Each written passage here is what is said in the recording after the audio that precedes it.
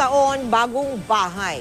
Yan ang inaasam ng mga nasalanta ng Bagyong Yolanda sa Kabisayaan. Kaya pilit nilang kinukumpleto ang kanilang mga itinatayong bagong bahay kahit mula sa pinagtagpi-tagpi at napulot lang ng mga materyales. Mula sa Hernani sa Eastern Samar, nakatutok live si Isay Reyes. Isay.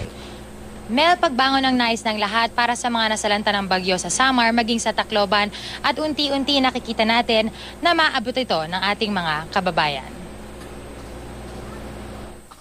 Abala ang mag-inang Alberto at Elia Barcial sa pagkukumpuni ng mga materyales para sa itinatayong bahay. Sa tindi ng tirik ng araw, tila ba hindi nila batid ang pagod. Mayroon kasi silang pinapangarap na sana bago sumapit ang bagong taon, makalipat na sila ng tahanan. Unti-unti na ilalagay na nila ang magsisilbing pundasyon ng kanilang bahay. Dahil wala naman silang pera, ang kanilang mga gamit sa pagtatayo ng bahay, mga napulot na materyales mula sa kanilang paligid. Para sa darating ng bagong taon, para naman kami magmasaya, makaano kami ng bahay. Yun lang po.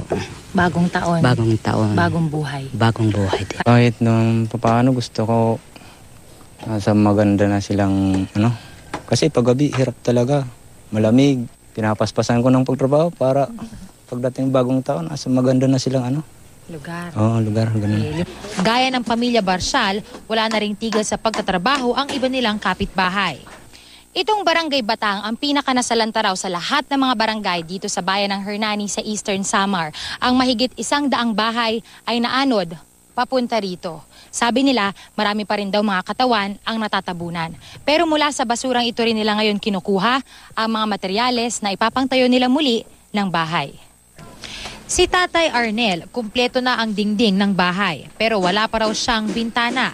Mabuti na lang at nakakuha raw siya ng ilang donasyon mula sa mga nagmagandang loob. Bigay ng nung pumunta rito yung father, yung Don Bosco. At tapos na. Gusto namin bago magbagong taon. Gusto namin dito lipat na.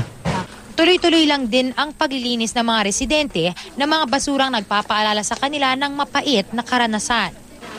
Pero nung isang araw habang kami ay bumabiyahe, nadaanan namin ang mag-anak na ito sa bayan ng Marabut. Nagbabaka sakali raw silang dumaan ulit ang nangakong magbibigay sa kanila ng materyales. Ang kanila kasing barangay na wash out din ng bagyo. Unti-unti lang namin ginagawa. Kasi noon, wala pa hang nagbibigay sa amin ng trapal. Dito lang kami. Gusto ko sana, meron ako may bigay sa mga anak ko. Pero wala naman kaming pinansyal. Kahit daw mahirap at madalas, ay tsamba-tsamba lang ang tulong na dumadaan, magtitiyaga raw sila hanggang mabuo nila muli ang kanilang mga bahay. Samantala, Mel, meron naman tayong mga nakitang bunk houses sa mga barangay at bayan na ating nadaanan. Pero marami sa mga ito ay hindi pa rin natitirahan hanggang sa ngayon dahil hindi pa rin tapos ang construction nito. Mel? Maraming salamat sa iyo, Isay Reyes.